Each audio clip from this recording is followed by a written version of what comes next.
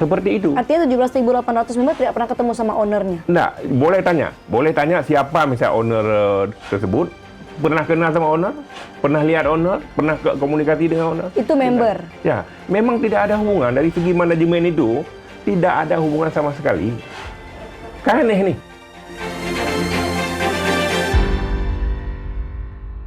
Assalamualaikum warahmatullahi wabarakatuh. Pemirsa PTM yang sedang bahagia dimanapun Anda berada, berjumpa lagi bersama saya Indah Sekasari dalam podcast PTM. Sudah subscribe?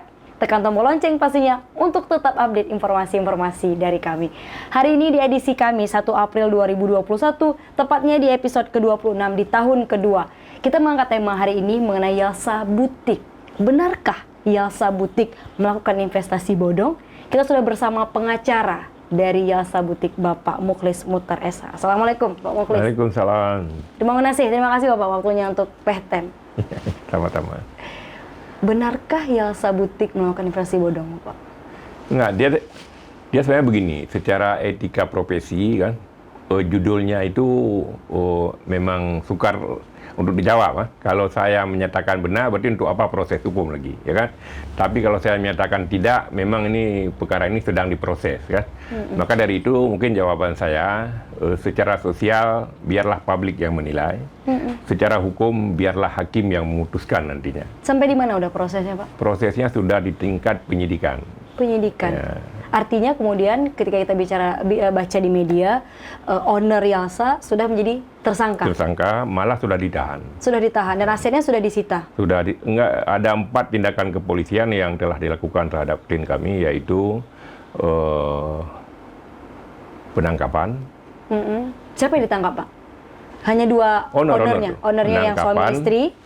Penahanan, penyitaan dan penggeledahan. Ya kan? Mungkin untuk memperjelas kasus-kasus itu, ya kan? Polisi sesuai dengan kewenangan yang diberikan oleh undang-undang kan punya kewenangan itu dan telah melakukan 4 hal. Malah klien saya hari ini telah ditahan dan malah yang terakhir saya sudah memohon penangguhan penahanan dengan alasan kemanusiaan, yaitu salah seorang tersangkanya kan perempuan, seorang ibu lah, punya anak 2, ya kan? Dengan alasan kemanusiaan karena kan seyogianya siapapun tidak boleh memisahkan si anak dengan ibunya sesuai dengan Undang-Undang nomor 35 2014 itu. Di lain pihak juga kami mendengar atau ya sering kita baca-baca, Kapolda kita ini kan humanis orangnya, ya, kan? Maka dari itu kami coba mengutarakan itu aspek humanis. Tapi sampai saat ini belum ada titik terang, ya kan? Klien kami malah masih di tahanan dan justru mendapat perlakuan yang berlebihan. Berlebihan? Ya, berlebihan karena begini, dia sekarang dicukur kalau ada acara-acara di borgol, ya kan? Dicukur rambutnya. Nah, kemudian diborgol tangannya. Keduanya? Suami dan istri? Enggak, yang suaminya.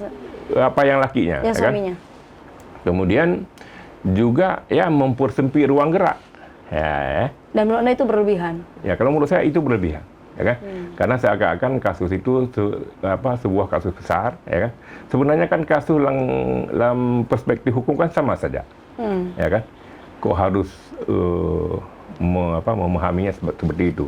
Maka saya justru melihat bahwa penyidik dalam kasus ini prejudis, tidak independen, ya kan? Dan terlampau terpengaruh dengan berita-berita luar lah, ya kan? Memang kami memahami secara profesional memang penyidik itu membela kepentingan publik, ya, tapi dia harus proporsional. Nah, kenapa? Undang-undang juga memberi hak-hak kepada tersangka, ya kan? Nah, maka menurut saya itu harus palang itu. Dari itu maka secara profesional dia harus netral, harus independen, harus imparsial, kan? Nah, ini yang saya lihat hari ini menjadi kendala-kendala kami dalam ya mendampingi klien kami. Itu atas nama kemanusiaan ya, Pak ya. Terus kemudian kalau kita misalnya lihat juga di media, bahkan ada member, ada reseller dari Yalsa Butik sendiri ini. Jumlahnya juga cukup banyak. Berapa jumlahnya, Pak? Kalau menurut klien saya, ya, jumlah kerugian yang ditaksir oleh penyidik 164 miliar, itu sangat besar. 164 miliar. Ya, itu sangat besar ya. Kemudian member sejumlah 17.800 itu juga sangat besar. 17.800 member. Ya, ya. 17.800. 17.800 betul. Ya, ya. Oke. Maka dari itu untuk mempertemukan dua kutub ini, ya, kami sebagai pengacara, ya, ini profesi penegak hukum harus dilihat dalam konteks profesional, ya. Sudah pernah menawarkan bahwa tracking itu sebaiknya dilakukan oleh lembaga independen. Kenapa? Karena kami tahu betul, baik kami pengacara maupun penyidik, polisi, ya, tidak punya keahlian itu. Artinya mempertemukan dua ini member tadi dan kemudian Enggak, bukan. Ini kan ada tracking polisi yang menyatakan kerugian 168 miliar. Oke, untuk menelusuri kerugian. Ya, untuk menelusuri itu kan perlu tracking, dia perlu. Karena apa? Karena tindak pidana ini kan bukan tindak pidana biasa dia nih. Ini bukan tindak pidana konvensional, tapi tindak pidana ekonomi yang akibatnya tentang uang lah, mengakibatkan kerugian orang lain. Maka dari itu perlu melibatkan ya institusi ekonomi untuk menjelaskan atau menerangkan tentang kasus ini. Ya, maka dari itu sejak awal saya pernah menawarkan bahwa kasus ini diselesaikan secara restoratif justice. Ya, restoratif justice itu dikenal dalam ilmu hukum bahwa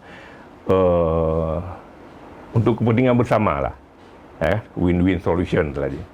Dan sudah pernah dilakukan dalam kasus-kasus yang lain. Karena begini, dalam sistem hukum pidana Indonesia, memproses hukum seseorang itu bukan yang utama dia. Oke. Win-win solution sederhananya begini Pak, berarti kemudian member mendapatkan uangnya kembali, Yalsa kemudian diberikan maaf, ataupun Yalsa... Enggak gini. Yalsa,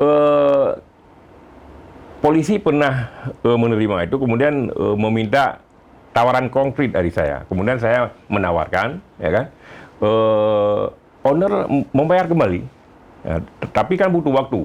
Owner membayar kembali? Ya, membayar kembali kepada reseller, kan karena mereka itu kan tidak kena member.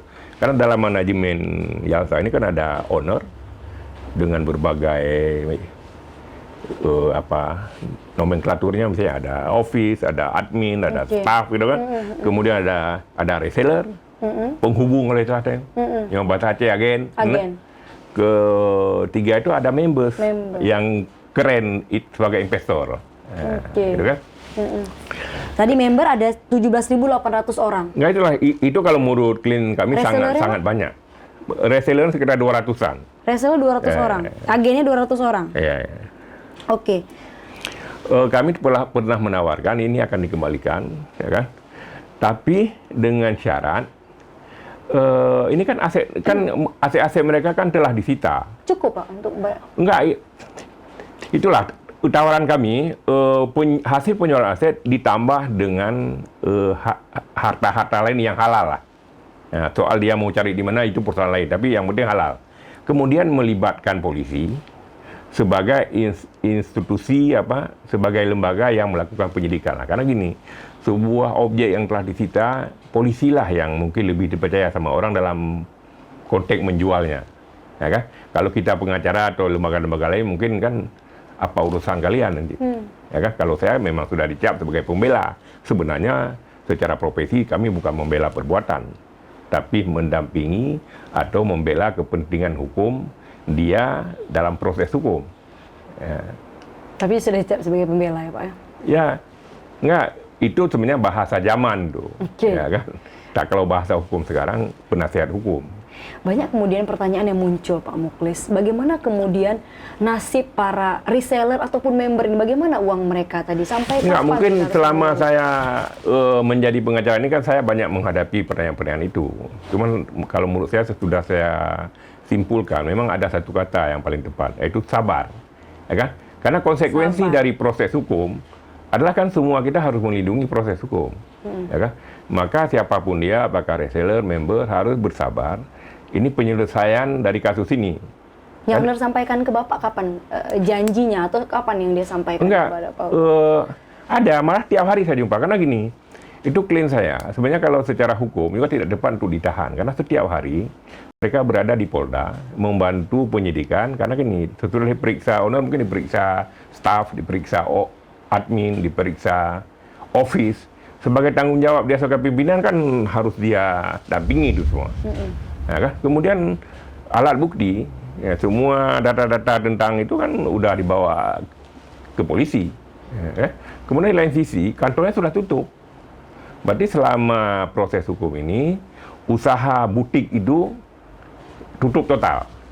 Oke. Maka dari itu, kan yang namanya penahanan itu kan takut melarikan diri, takut mengulangi perbuatan, ya kan? Takut ya tidak kooperatif lah. Ternyata ini enggak. Di penyelidikan aja dia tiap hari hadir. Nah, berarti dari itu saya memahami bahwa penahanan ini, ya kan, juga tidak depan. Nah, kalau memang ada orang yang merasa dirugikan atau ada yang melapor begitu itu sah-sah saja. Tapi kan polisi harus bersikap netral. Nah, apalagi kami ada tawaran mengembalikan dengan tawaran-tawaran itu, ya kan? Misalnya berapa yang dijual, misalnya nanti kita kalkulasikan berapa persen, kemudian sisanya kapan, ya kan? Itu kan bisa kita diskusikan. Sudah sampai ke proses itu, Pak? Oh, udah kami sampaikan. Sudah ada pengembaliannya kepada para member ataupun... Enggak, belum. Ini kan masih proses. Saya justru menyampaikan ke klien saya, ini kalau diselesaikan supaya secara komprehensif.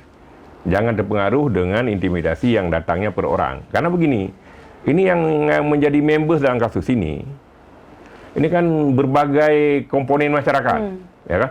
Dari polisi, TNI, Satpol PP, PNS, banyak sekali. 17.800. Dari itu saya menyampaikan ke klien supaya diselesaikan secara komprehensif. Ya, kenapa misalnya angkutan publik perlu, kemudian kenapa polisi perlu dilibatkan untuk kita duduk mempersiapkan lah ya, bagaimana bentuk penyelesaian itu. Tapi tiba-tiba ya, klien saya sudah ditahan, ya kan?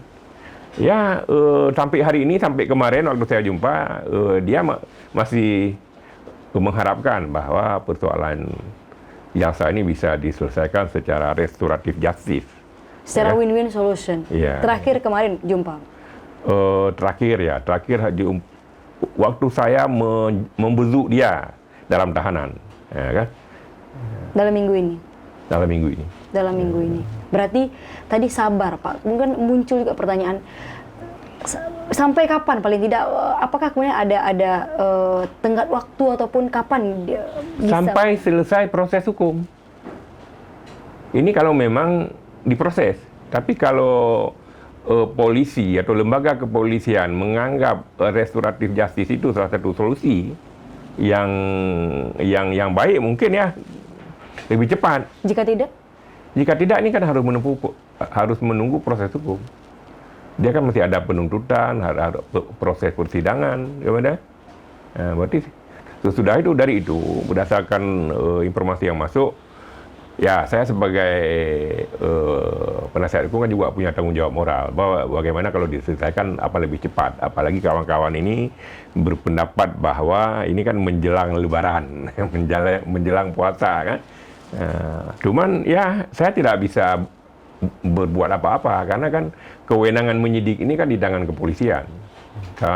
Kami hanya membela kepentingan tersangka, ya kan, dalam proses hukum itu.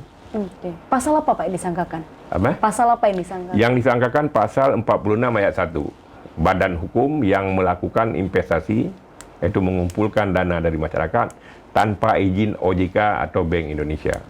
Tapi kenapa pertanyaannya bisa, Pak, sampai mengumpulkan 17.800 member 164 miliar? Enggak, dari itu kalau bilang kesalahan, karena yang namanya pidana, yang membuat kami punya kewenangan, polisi punya kewenangan, jaksa punya kewenangan, hakim punya kewenangan, kan karena perbuatan yang dilarang, ya kan? Kalau kita ngomong salah atau perbuatan yang dilarang, semua kita salah nih, ya kan? Tapi ya itu salah. Ya kan, misalnya gini, members udah tahu bunganya 50%, bank cuma 12% paling tinggi. Kalau ada pertanyaan nanti dari hakim, Anda tahu atau apa yang membuat Anda tertarik dengan usaha inilah, ya kan? Karena hari ini kan ada dua hal yang saling bertolak belakang. Kalau ada publik yang menyatakan bahwa ini investasi, tapi kalau usaha itu dalam setiap pertanyaan saya kepada orang itu, baik kepada owner, penasehat atau apa, mereka menyatakan usaha bersama. Malah ada istilah mudarabah lagi dalam syariat Islam, kan? Macam-macam namanya, ada mudarabah bahkan, tapi 50 bunganya sampai segitu banyak, Pak. Enggak, itulah. Kalau kita bilang salah, semua salah.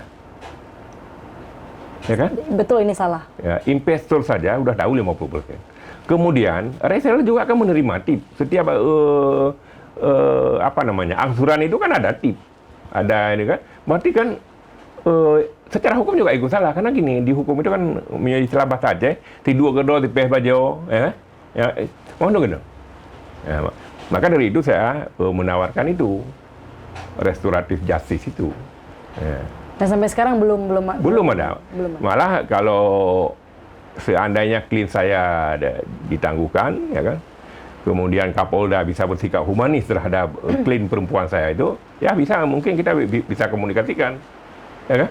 Tapi ini kalau orang ditahan, kemudian dipersempit ruang-ruangnya itu kan payah. Apalagi mungkin tahanan Polda tahu di tingkat 3 sana. Kalau kami ini payah untuk naik ke atas itu. Humanis kemudian yang muncul, Pak. Tapi kemudian kita bisa lihat para member ataupun reseller yang bahkan diancam. Karena banyak sekali uang. Mereka nggak tidur bisa bermalam-malam karena uang di mereka nih, Pak, uang member. Gimana, Pak? Enggak, saya kira itu konsekuensi. Owner juga diancam. Dan dia bilang ke saya bilang ini konsekuensi. Berdasarkan pengalaman, ini adalah konsekuensi. Dan saya hanya menawarkan, kalau ingin menyelesaikan, jangan karena diancam itu. Tapi selesaikan secara sistem, secara komprehensif, secara menyeluruh. Ya kan? Kalau kita menyelesaikan secara begitu, itu kan tidak akan selesai. Dan akan menimbulkan ketidakadilan, menimbulkan persoalan-persoalan nantinya. ESG, apa ya lu? Hana beranak apa ya? Itu kan akan menimbulkan persoalan baru. Kiban, Pak, masyarakat ikuti terus informasinya sampai mereka tahu mereka akan dibayar, mereka akan itu bagaimana mereka? Enggak, kalau menurut saya begini, mereka juga bisa berkomunikasi dengan polisi. Karena jangan salah, polisi diberi kewenangan oleh negara untuk membela kepentingan publik. Maka publik, masyarakat bisa menyampaikan ke polisi. Ya kan? Apa saja, termasuk pertanyaan-pertanyaan sebagaimana adik tanya kepada saya tadi. Ini kapan dibayar, bagaimana prosesnya. Bisa itu. Dan masyarakat bisa tanya itu ke polisi? Bisa.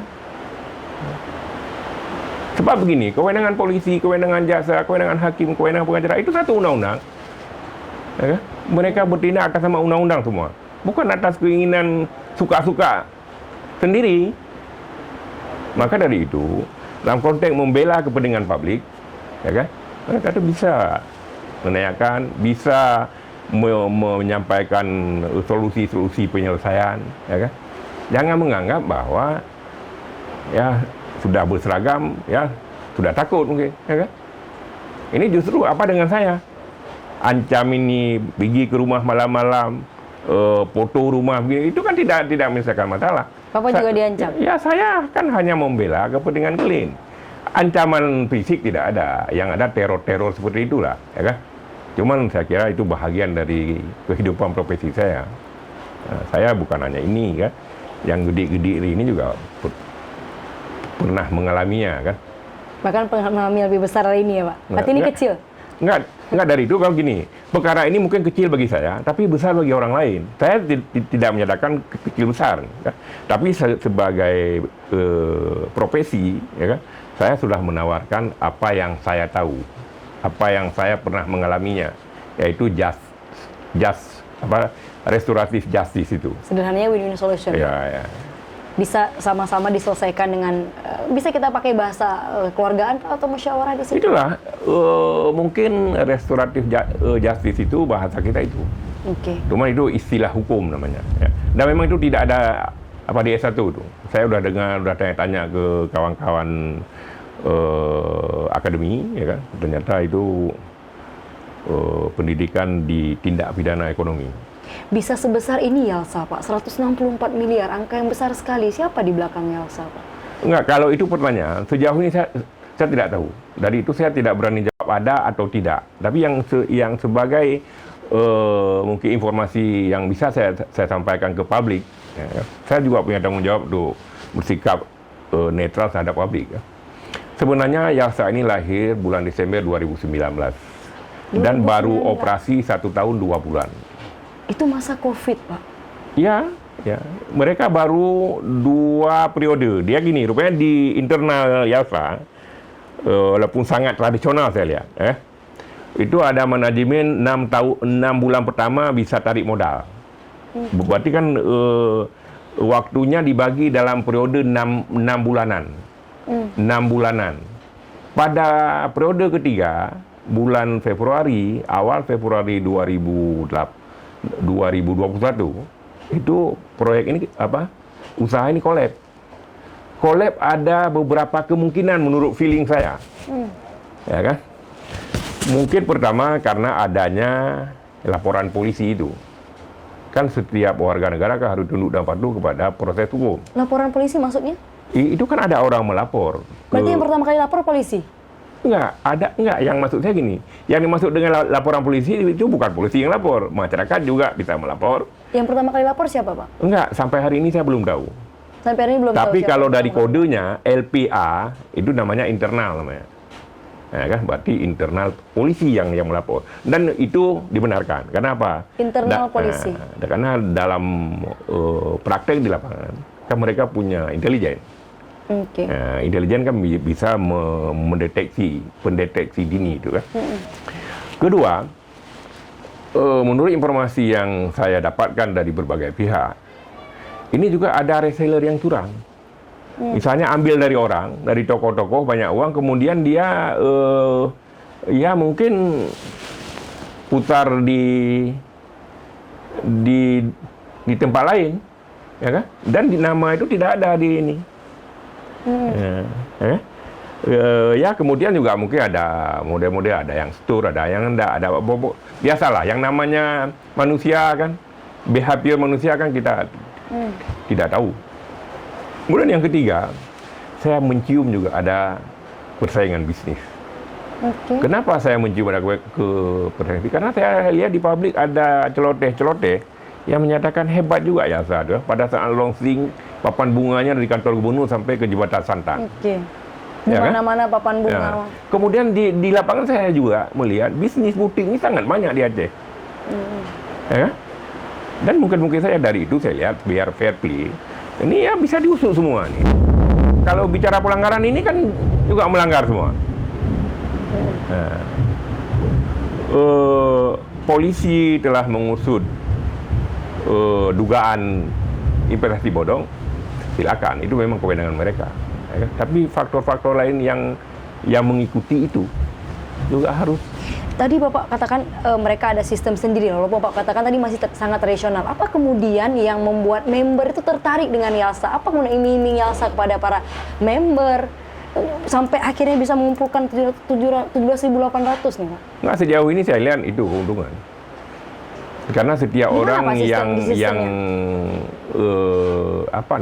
istilahnya menabung ke situ, dia akan mendapat keuntungan setiap bulan 50%. 50% itu kalau menurut saya sangat besar. Karena seorang saya menabung 10 juta, dalam konteks 2 bulan aja dia udah balik modal. Kalau aturan tadi 6 bulan, berarti kan sudah mendapat 3 kali lipat dari modal. Artinya bisa saya yang nabung, saya nabung 10 juta, berarti saya mendapatkan balik itu selama 6 bulan gitu, Pak? Enggak, setiap bulan itu mendapat pesangon. Kalau istilah orang itu apa ya? Pesangon keuntungan lah. Itu member? Ya member. Kalau reseller? Enggak, melalui reseller. Kan agen dia. Ini kan reseller ini perantara namanya. Berarti agen lebih banyak lagi kemudian dapat? Enggak, mereka itu tip mungkin.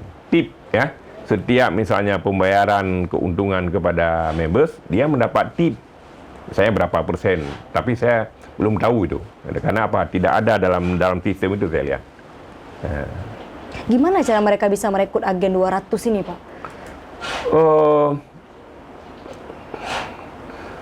Saya belum tahu tuh, karena begini. Menurut informasi yang masuk ke saya, bahwa members ini kan tidak kenal owner. Members berhubungan dengan reseller, reseller berhubungan dengan admin. Rupanya mereka itu semacam bisnis juga, ya. Kayak Multi level marketing. iya, MLM. begitu. Karena gini saya lihat, ada admin, ada staff admin, ada kepala kantor, ada keamanan, baru owner di atas. Berarti kalau bicara owner, bicara perusahaan itu kan satu kesatuan ya. Ya. Dan di bukti-bukti yang ada, saya lihat tidak pernah terlihat ada members. Kalau misalnya ada pertemuan, itu pertemuan antara owner dengan reseller. Ya, cerita tentang itu. Banyak video-video itu yang dikirim ke saya sebagai bukti, ya kan? Seperti itu. Artinya 17.800 member tidak pernah ketemu sama ownernya. Nah, boleh tanya siapa misalnya owner tersebut, pernah kenal sama owner, pernah lihat owner, pernah komunikasi dengan owner. Itu member. Ya, memang tidak ada hubungan dari segi manajemen itu, tidak ada hubungan sama sekali. Kan aneh nih. Lalu gimana mereka bisa yakin? Itulah persentase pesangon. Dan siapapun saya kira sebagai sangat manusiawi lah. Kalau orang dia bilang untung besar itu kan tertarik juga. Artinya jika Pak Muklis, artinya misal gini, jika Pak Muklis reseller, saya member, kita katakanlah kita kenal, artinya saya kenal Pak Muklis, kemudian saya percaya dengan Pak Muklis dengan keuntungan tadi yang Pak Muklis janjikan. Tapi saya tidak mengenal ownernya. Nah, sayalah yang menyerah ke owner, gitu. Oke. Semakin banyak yang ditabung. Kemudian sebagai informasi juga kepada publik, collab-nya Yalsa itu pada beberapa saat sesudah launching di Hermes. Saya tidak ada di Aceh pada saat itu. Saya berada di Jakarta. Kemudian waktu saya hitung-hitung jadwal itu, pada saat itu saya tidak berada di tempat, berada di luar. Kenapa saya menyatakan memperkirakan munculnya di situ? Karena begini, menurut cerita orang, disitulah terjadi perbedaan sistem. Misalnya kalau dulunya 50, diturunkan menjadi 30% keuntungan members itu. Siapa yang menabung di Yalsa, dia akan mendapat keuntungan penjualan begitu. Dia kan bisnis syar'i itu kan. Iya, di Hermes itu kan kemudian launching pakaian syariah, Pak. Iya. Di saat perusahaan merubah sistem dari 50 menjadi 30. Kemudian yang kedua, meniadakan tip kepada reseller. Disitulah ributnya. Ribu sampai adanya laporan polisi. Berubah ini karena apa? Karena acara di Hermes karena karena mungkin pertama, mungkin yang di Hermes ini persaingan bisnis. Yang internal ini mungkin ya perusahaan sesudah berjalan mungkin setelah dihitung-hitung angka 50 itu sangat besar. Dan menurut Safrijal ke saya, menurut klien saya ke saya, memang mereka itu akan menurun sedikit demi sedikit sesuai perkembangan. Karena kalau sudah banyak sekali kan tidak mungkin di-handle lagi juga. Berarti memang ada perjanjian awal kalau seandainya makin banyak itu makin menurun? Tidak ada. Malah si pemberi members ini, si pemberi uang, tidak punya bukti apa-apa. Bagaimana mereka bisa mendapatkan kembali uang Itulah mereka? pertanyaan yang tidak bisa saya jawab sampai hari ini. Kenapa mereka percaya ini? Dan bagaimana mereka bisa mendapatkan kembali uang mereka? Itulah kalau menurut saya, kalau proses hukum ini panjang sekali. Artinya kalau seandainya member tidak punya apa-apa bukti dari mereka, misalkan saya menabung di sana 10 juta, tapi saya nggak punya bukti apapun, apakah bisa saya tarik kembali uang itu, Pak? Enggak, mereka mungkin melalui reseller. Members kalau secara prosedur akan memperjuangkan melalui resellernya.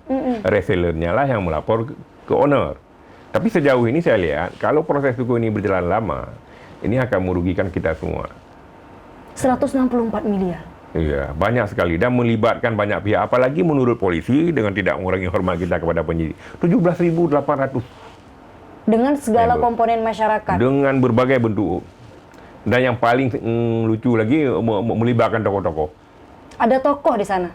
Enggak, walaupun tidak punya nama dia, tapi uang dia. Ini kan persoalan uang nih. Pengen domino 164 miliar.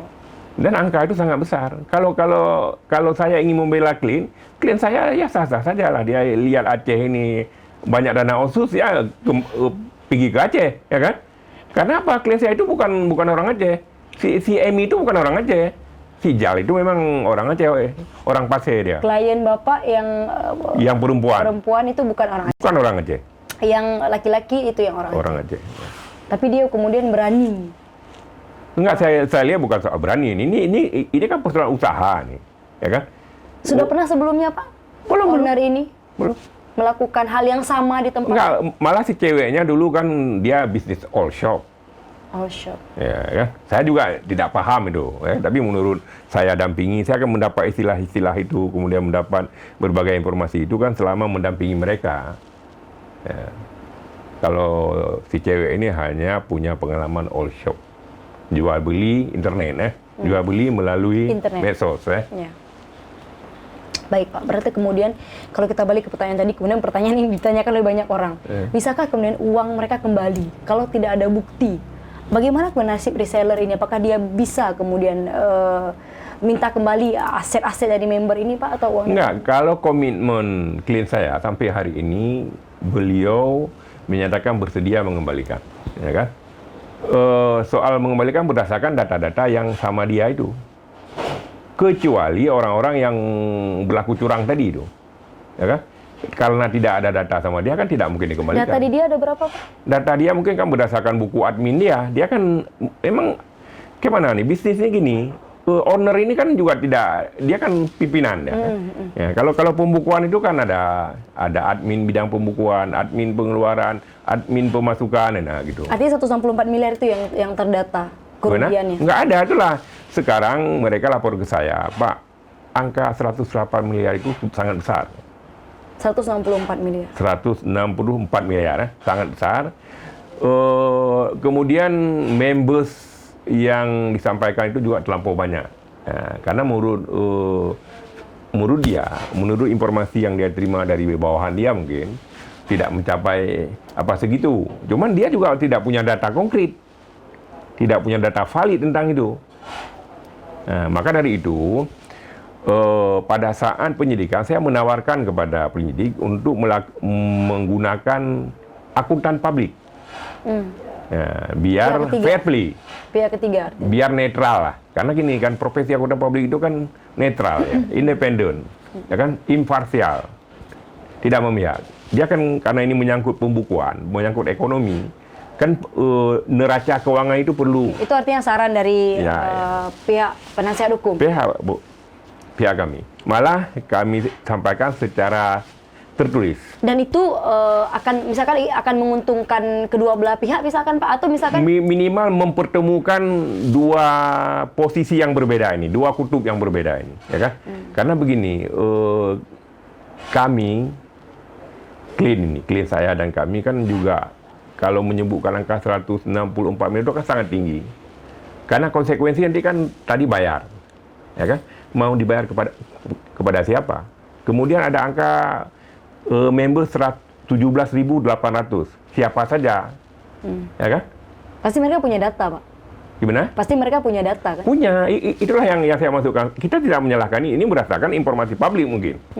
Ya kan? Cuman perlu di tracking nih. Ya, perlu lembaga independen yang tidak memihak, ya kan? Tidak memihak kiri, tidak memihak kanan, tapi fair play dia. Nah, nanti berdasarkan itu ya bisa kita diskusikan kalau memang penyidik mau melimpahkan ke pengadilan dan berpendapat bahwa ini persoalan hukum, delik, silakan. Tapi sudah ada parameter itu, parameter profesional namanya. Nah, ini kalau seperti ini kan tidak ada titik temu dan yang akan dirugikan klien saya. Kalau tidak ada titik temu dan tracking ini yang akan dirugikan klien. Dan juga akan merugikan keadilan karena hakim juga tidak bisa memutuskan kalau tentang sesuatu yang tidak jelas. Karena di awal juga sudah saya jelaskan, ini bukan konvensional nih. Kalau pidana konvensional, bunuh orang mati, kemudian ada orang lihat habis, selesai. Ini pidana ekonomi. Maka perlu piranti-piranti atau lembaga-lembaga lain yang paham tentang ini. Baik, perlu pihak ketiga paling Ya. tidak untuk mempertemukan. Baik Pak, kemudian aset apa aja yang sudah disita nih? Kalau yang Sangat banyak. Saya juga nggak hitung. Yang saya lihat karena begini, semua ini kan sama saya. Terakhir saya lihat kemarin ada berita acara penyitaan sebanyak misalnya 46 item. totalnya Pak kira-kira? Banyak sekali.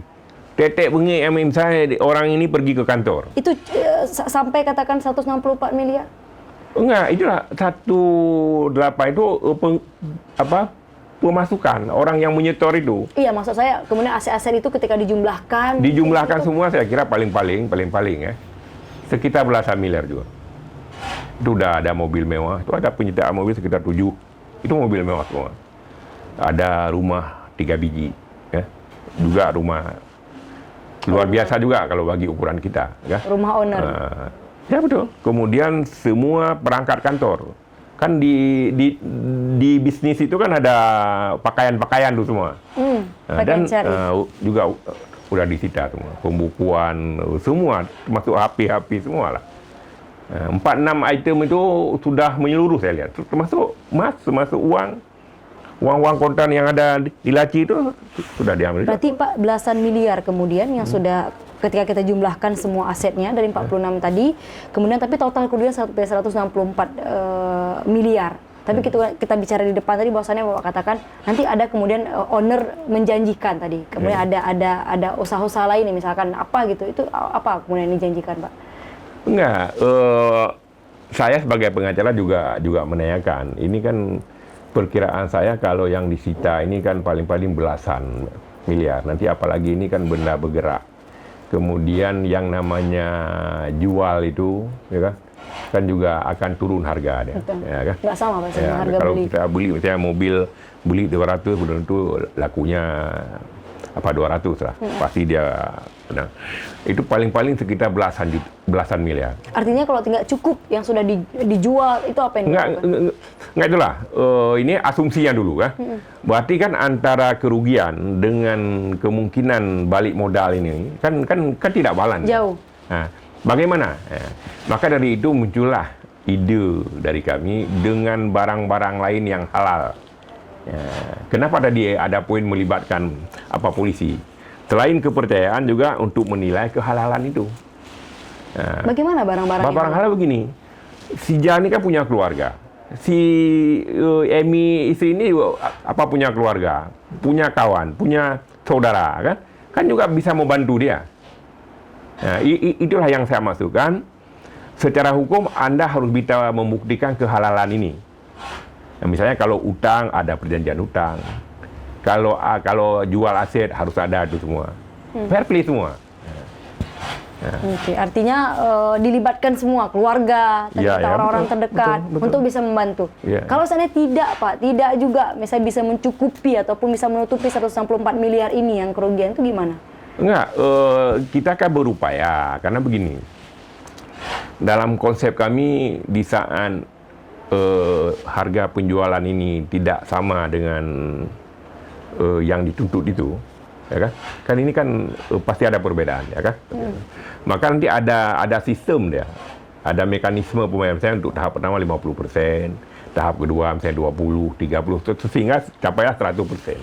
Berarti dicicil? Dicicil lah, kan tidak mungkin mendapat bahan dari luar, ya kan? Secara langsung juga nanti sudah mencurigakan lagi, udah menghilangkan prinsip-prinsip ajas kehalalan tadi itu. Ya. Dan owner menyajikan itu akan? Ya, sama saya, betul. Sayalah yang menyampaikan ke beliau. Karena ini yang bisa berkomunikasi secara ilmu, secara kepatutan kan mungkin penasihat hukumnya. Oke. Dan owner menyajikan itu untuk membayarkan. Ya, walaupun sampai hari ini masih punya itikat baik. Ya. Oke. Berarti 117.800 member itu akan mendapatkan? Enggak, itulah termasuk bagaimana mensinkronkan itu semua, ya kan? Misalnya members yang katanya 17.000 kemudian pemasukan yang sampai 164 miliar, itu kan bisa di-tracking kembali sehingga ya sama-sama menerimanya lah. Baik, dan masyarakat bisa terus mengupdate ini itu ke kantor polisi misalnya Pak. Untuk ke kantor polisi, kemudian ya menanyakan informasi, kalau menurut saya lebih tepat sekarang ke kantor polisi. Karena apa? Lembaga yang membela kepentingan publik hari ini kan polisi. Kalau saya justru membela kepentingan klien saya. Ya kan? Dan mungkin saja ucapan saya tidak akan percaya orang itu. Ya kan? Tapi itulah, jangan takut kepada polisi, karena polisi itu kan membela kepentingan publik. Secara hukum, saya orang hukum. Maka tahu persis bahwa kehadiran lembaga polisi di Indonesia ini adalah untuk membela kepentingan publik. Demikian juga jaksa dan hakim. Pak Mukhlis Mukhtar, terima kasih banyak untuk PHTM waktunya, sudah berhadir di PHTM, sudah cerita-cerita masalah Yalsa Butik, penasihat hukum dari Yalsa Butik. Apa poin penting Pak untuk para member khususnya yang Bapak ingin sampaikan, atau yang Bapak bicara langsung kan dengan owner, apa yang dia sampaikan? Kalau menurut saya gini, kalau members memang merasa rugi dan memang ke depan ini sangat dibutuhkan, kan yang hari-hari ini saya dengar kan kebutuhan untuk Ramadan ini, ya kan? Maka saya kira, ya bagaimana mendorong polisi supaya ini bisa diselesaikan secara restoratif justice. Ya kan? Kalau melapor bahwa ada kerugian, ini tidak akan menyelesaikan masalah.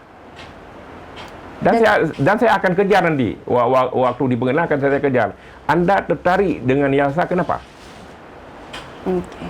Maka dari itu saya kira, harapan saya, ya minta kepada polisi, sebagai alat negara, atau ke lembaga-lembaga negara lainnya untuk bisa diselesaikan secara win-win solution nih. Yang paling dekat hari ini polisi, bisa ke Polda. Dengan tidak mengurangi hormat kita kepada penegakan hukum. Hukum itu perlu.